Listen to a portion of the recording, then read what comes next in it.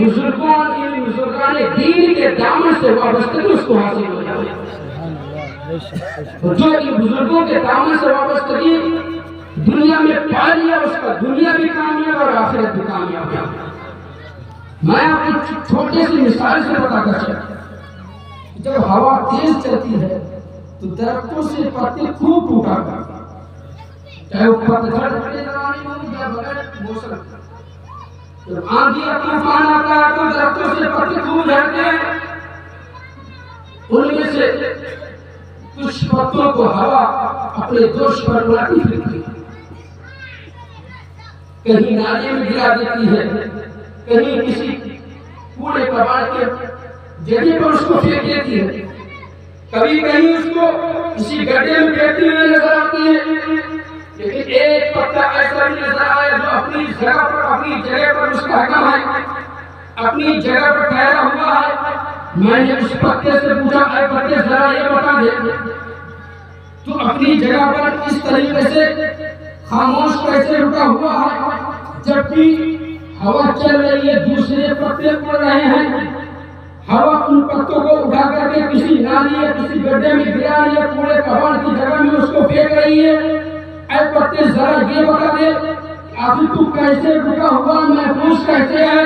تو اس پتے نے پیارا جواب دیا کہ اے سائل پوچھنے والے سن لے، جو پتے ادھر ادھر گرے پڑے نظر آ رہے ہیں، جن پتوں کا کوئی وجود نہیں ہے، جو پتے کہیں نالیوں میں کہیں گڈھوں میں پڑے نظر آ رہے ہیں، ان کے پاس کوئی وسیلہ نہیں ہے، ان کے ہاتھ میں کسی کا دامن نہیں ہے. لیکن میرے ہاتھ میں ایک پتھر کا دامن ہے، ایک مضبوط وسیلہ میں نے بنا لیا ہے. اسی مضبوط وسیلے کی بنا پر میں اس طریقے سے خاموش نہیں پر رکا ہوا ہوں. ہوا آتی ہے چلی جاتی ہے، آندھی آتا ہے ختم ہو جاتا ہے، طوفان آتا ہے میرے اوپر سے گزر جاتا ہے، لیکن میرا کچھ بگاڑ نہیں سکتا. برادران ملت اسلامیہ، اسی تمثیل سے، اسی مثال سے ہم لوگوں کو غور کرنا چاہیے. کل میدان محشر میں جب نفسی نفسی کا عالم ہوگا، کوئی کسی کا یار و مددگار نہ ہوگا، باپ بیٹے کے کام نہیں آئے گا، ماں بیٹی کے کام نہیں آئے گی، بھائی بھائی کے کام نہیں آئے گا. اس وقت قیامت کی ہوش کا طوفان ان دیوبندیوں وہابیوں کو اپنے ہوش کا طوفان میں اڑا کر وہ پھرتا نظر آئے گا. کہیں قیامت کے دن ان وہابیوں دیوبندیوں کو وہ اپنے جہنم کی کسی نیچے طبقے میں، جہنم کے نیچے گڈھے میں ان کو لے جا کر پھینک دے گا. برادران ملت اسلامیہ، ہم مسلمان کمزور ضرور ہے، ہم مسلمان گنہگار ضرور ہے، ہم مسلمان نماز کے پابند نہیں کر پاتے ہیں، لیکن ہمارے ہاتھوں میں PIP حضور غوث اعظم کا نام ہے، ہمارے ہاتھوں میں سیدی سرکار اعلیٰ حضرت کا نام ہے، ہمارے ہاتھوں میں حضور سیدی سرکار مخدوم اشرف سلیمانی کا نام ہے، ہمارے ہاتھوں میں سیدی سرکار مسعود غازی کا نام ہے، ہمارے ہاتھوں میں ہند کے راجا رسول حضور غریب نواز کا نام ہے. جب ان بزرگوں کے دامن سے ہم وابستہ ہیں تو کل قیامت کے دن رب کعبہ کے سامنے قیامت کی ہولناک تباہیاں آئیں گی، چلی جائیں گی، ہمارا کچھ بگڑتی ہوئی نظر آئیں گی. اس لیے کہ جن کے صدقے میں ساری کائنات بنی ہے، ہم انہیں کے دامن کو پکڑے ہوئے نظر آ رہے ہیں، ہم انہیں کے دامن سے وابستہ ہیں. جب ان کے دامن سے وابستہ ہے جن کے صدقے میں ساری کائنات بنی ہے، تو پھر وہ ہوا ہماری کچھ بھی بھار باقا نہیں کر سکتی ہے، ہمارا کچھ بھی بگاڑ نہیں سکتی ہے. برادران ملت اسلامیہ، میں آپ کو بتاتا چلوں سیدی سرکار غوث اعظم رضی اللہ تعالی عنہ آخر وہ ہیں کون؟ حضور سیدی سرکار غوث اعظم رضی اللہ تعالی عنہ، ان کے مرتبے کیا ہیں، ان کی فضیلت کیا ہے، اللہ کی کتنے محبوب والی ہے. کتابوں میں آیا ہے ایک مرتبہ سیدی سرکار غوث اعظم رضی اللہ تعالی عنہ یہ آیت کر لیا، وعدہ کر لیا، جب یہ کائنات مجھ کو کھانا نہیں کھلائے گا اس وقت میں کھانا. آج کل ہم اور آپ اگر دیکھیں تو کوئی بچے ہماری ضد کر لیتے ہیں کہ جب تک میرے باپ یا میرا بھائی یا میری ماں ہم کو کھانا نہیں کھلائے گی اس وقت ہم کھانا نہیں کھائیں. لیکن میرے آقا غوث رب کائنات سے وعدہ کر لیا اے مالک مولا جب تک تو مجھے نہیں کھلائے گا میں کھانا نہیں کھاؤں گا۔ میرے آقا غوث اعظم رضی اللہ تعالی عنہ ایک دن بیتا، دو دن بیتا، تین دن بیتا، مہینہ بیت گیا، کتابوں میں آیا کہ 40 دن بیت گئے آپ نے نہ کھایا نہ پیا، 40 دن سے بھوکے اور پیاسے رہے۔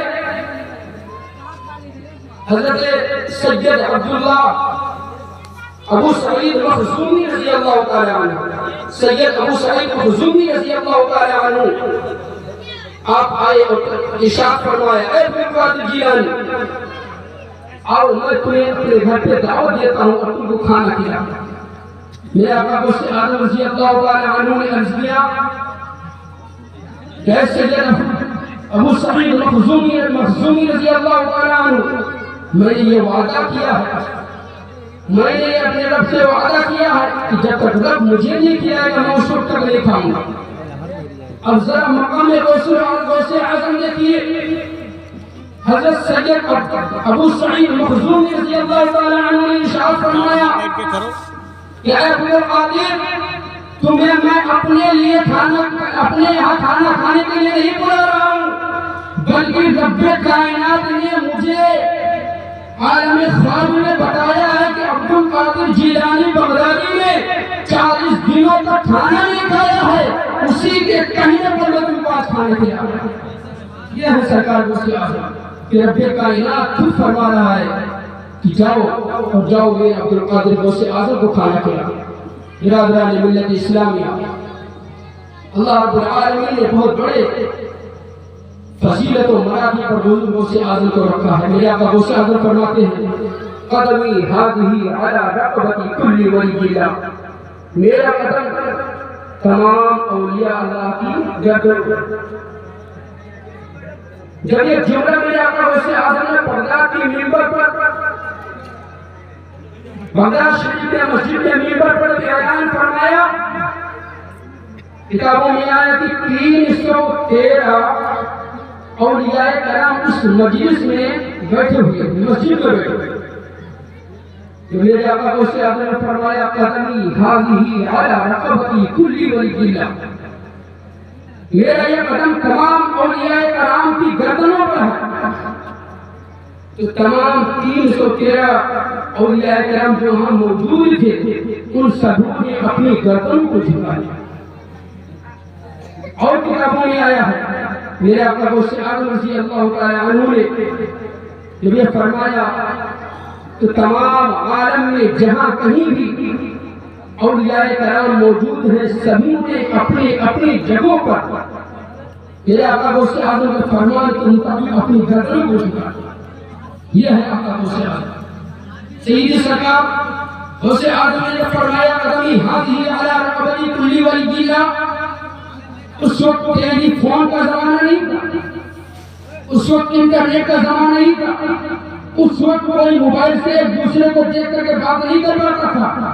اس وقت غوث اعظم نے فرمایا بغداد شریف کی سرزمین پر اور میرے آقا خواجہ غریب نواز عطا رسول حضور غریب نواز ہندوستان کی دھرتی پر خراسان کی پہاڑی میں موجود عبادت فرما رہے تھے۔ جب غوث اعظم نے منبر شریف پر چڑھ کر کے ارشاد فرمایا قدمی ہذہ علی رقبۃ کل ولی اللہ، سرکار خواجہ غریب نواز نے روحانی طور پر یہ سنا کہ غوث اعظم ارشاد فرما رہے ہیں کہ میرا قدم تمام اولیاء اللہ کی گردنوں پر ہے۔ اتنا سننے کے بعد حضور غریب نواز رضی اللہ تعالی عنہ نے اپنی گردن کو جھکا دیا اور عرض کیا اے آقا غوث اعظم آپ کا قدم صرف ہماری گردن پر ہی نہیں بلکہ ہماری آنکھوں پر بھی ہے، ہمارے دل پر بھی ہے۔ اسی واقعے کو جب کسی عالم دین نے نقل کیا، اللہ کے محبوب ولی نے نقل کیا تو یہ نقل کیا یا غوث اعظم یہ دل ہے جگر ہے، یہ آنکھیں یہ سر ہے، یہ دل ہے جگر ہے، یہ آنکھیں یہ سر ہے، جہاں چاہو رکھو قدم غوث اعظم، جہاں چاہو رکھو قدم غوث اعظم، اسیروں کے مشکل کشا غوث اعظم، فقیروں کے حاجت روا غوث اعظم۔ استغفر اللہ ربی من کل ذنب واتوب الیہ وما علینا الا البلاغ۔ السلام علیکم ورحمۃ اللہ۔